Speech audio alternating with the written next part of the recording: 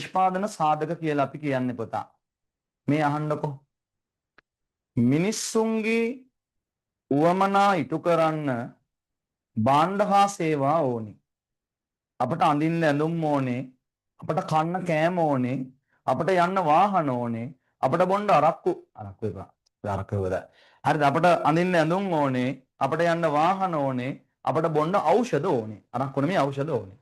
දැන් අපිට අපේ උවමනා සපුර ගන්න අපිට ඕනේ පුතා භාණ්ඩ. අන්නේ භාණ්ඩ නිපදවන්න එක එක දේවල් පාවිච්චි කරනවා. හරිද? ඇඳුම් නිපදවන්න ශ්‍රමය ඕනේ, රෙදි ඕනේ, නූල් ඕනේ, විදුලිය ඕනේ, ගොඩක් ඕනේ පුතා. අන්න එහෙම අපේ උවමනා ඉටු කරන්න භාණ්ඩ හා සේවා ඕනේ. භාණ්ඩ හා සේවා නිපදවන්න යම් යම් දේවල් ඕනේ. අන්නේ යම් දේවල් වලට නමක් අපි කියනවා නිෂ්පාදන සාධක හේවත් නිෂ්පාදන සම්පත් කියලා. එහෙනම් මොනවාද පුතා නිෂ්පාදන සම්පත් කියන්නේ? මිනිස්සුවමනා ඉටු කරන්න අවශ්‍ය භාණ්ඩ හා සේවා නිපදවන්න භාවිතා කරන දේවල් වලට කියනවා නිෂ්පාදන සම්පත් කියලා. උදාහරණ අපට කන්න කෑම ඕනි.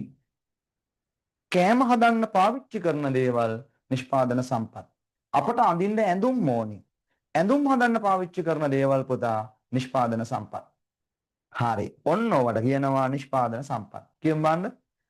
මිනිස්සුවමනා ඉටු කරන්න ඕන කරන භාණ්ඩ හා සේවා නිපදවන්න භාවිතා කරන දේවල් වලට අපි නමක් කියනවා නිෂ්පාදන සම්පත්. නැත්තම් ඕවටම නමක් කියනවා පුතා නිෂ්පාදන සාධක. නිෂ්පාදන සම්පත් කියන්නේ ඕවට. හරිද පුතා? ඔය තමයි නිෂ්පාදන සම්පත්.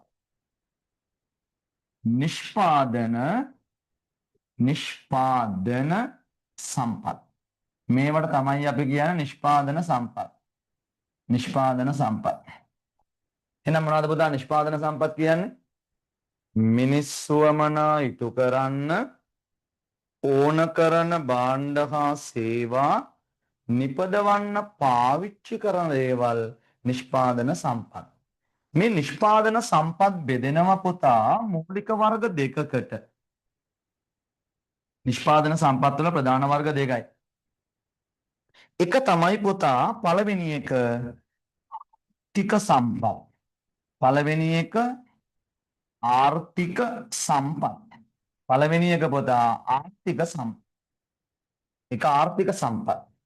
දරුවනේ දෙවෙනි වර්ගය තමයි ආර්ථික නොවන සම්පත්. දෙවෙනි එක තමයි පුතා ආර්ථික නොවන සම්පත්. මේ වටම නමක් කියනවා අපි පුතා නොමිල සම්පත්. මේවටම නමක් කියනවා නොමිල සම්පත්. නොමිල සම්පත් කියලා මේවත් කියන්නේ. ඔය දෙකම කියනවා.